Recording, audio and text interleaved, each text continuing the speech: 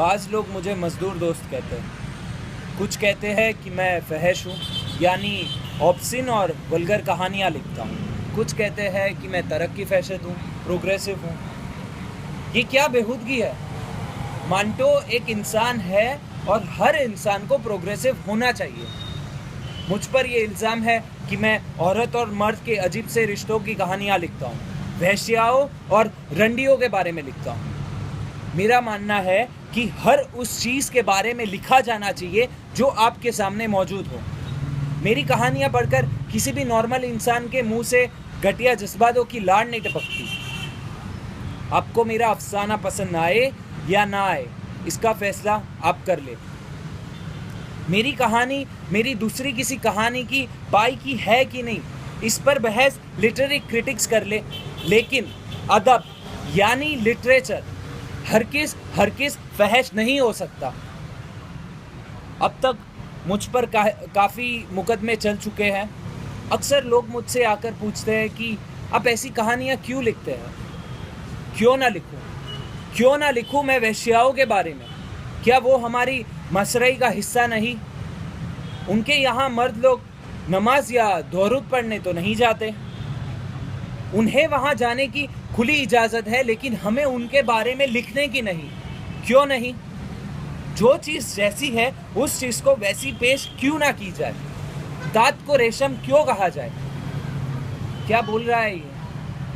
कहाँ से उठाकर लाए इसको? क्या है, कुछ भी बोल रहे हो? लो, ये तो बुरा मान गए। हकीकत से इनकार करने से क्या हम बेहतर इंसान हो सकते हैं? मेरे मुकदमों में प्रोसिक्यूटर साहब अक्सर इस बात पर जोर देते थे कि मेरी कहानियों के कुछ किरदारों की ज़ुबान गालियों से भरी हुई है, लेकिन जो अल्फाज मैंने उनके मुंह से कहलवाए हैं, हज़ारों लोग रोज़मर्रा की ज़िंदगी में उसे इस्तेमाल करते हैं। मिसाल के तौर पर मैं आपसे कहूँ, आपसे, यार आप तो बड़े ही अजब से चूती हो। मैं यहाँ हूँ और आप मुझे वहाँ ढूंढ रहे हैं, तो क्या मैं आपको गाली दे रहा हूँ? नहीं। क्या इस तरीके के अल्फाज हमें सड़कों पर सुनाई नहीं पड़ते? ये ज़रूरी है कि ज़माने की करवटों के साथ अदब भी करवट बदले। फ्रांस के मशहूर नोमिनिगार गुस्ताव फ्लॉबर्ट की कहानी मदाम बोवेरो पे फैशी का इल्ज़ाम लगाया गया। आयरन के जेम्स जॉइस की किताब यूलिसिस को भी फैशी का इल्ज़ाम झेलना पड़ा। देखा जाए तो वाली से लेके गालिब तक सब पर कभी ना कभी इस तरह के इल्ज़ाम लगे हुए हैं, इसलिए ये कोई नई बात तो नहीं है।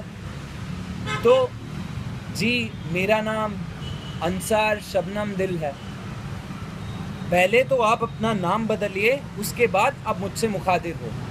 हाँ, तो मैं ये कह रहा था कि जी, माफ़ी चाहता हूँ, लेकिन मुझे ये लगता है कि आपके कहे गए अफसाने मायूसी और अपसुंदरी से भरे हुए हैं। इन्हें पढ़कर तो कोई खुदकुशी कर ले। हाँ, अगर उनका नाम अंसार या उसके बाद जो कुछ भी है वो हो तो वो कर सकते हैं। देखो बरखुदार,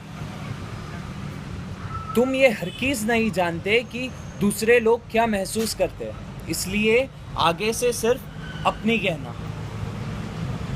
मुझे बनाव श्रृंगार करना नहीं आता, किसी की जलालत पर इस्त्री करना नहीं आता। नीम के पत्ते कड़वे सही, मगर खून तो साफ कर देते हैं। मैं तो सिर्फ इतना जानता हूँ कि मेरी कहानियाँ एक आईना है जिसमें समाज अपने आप को देख सके। किसी बुरी सूरत वाले को आईने से ही शिकायत हो तो उसमें मेरा क्या कसूर है? अगर आप मेरी कहानियाँ बर्दाश्त नहीं कर सकते तो इसका मतलब ये है कि ये ज़माना ही नाकाबिले बर्दाश्त है। हमें हंगामा पसंद नहीं और ना ही मैं सेंसेशनलिस्ट हूँ। उस सोसाइटी की चोली मैं क्या उतारूँगा जो पहले से नंगी है। उसे कपड़े पहनाने का काम मेरा नहीं। काली तख्ती पर मैं सफ़ेद चौक का इस्तेमाल करता हूँ ताकि ये काली तख्ती और नुमाया हो सके। अपनी आंखें मैं बंद कर भी लूँ, लेकिन इस ज़मीर का मैं क्या करूँ।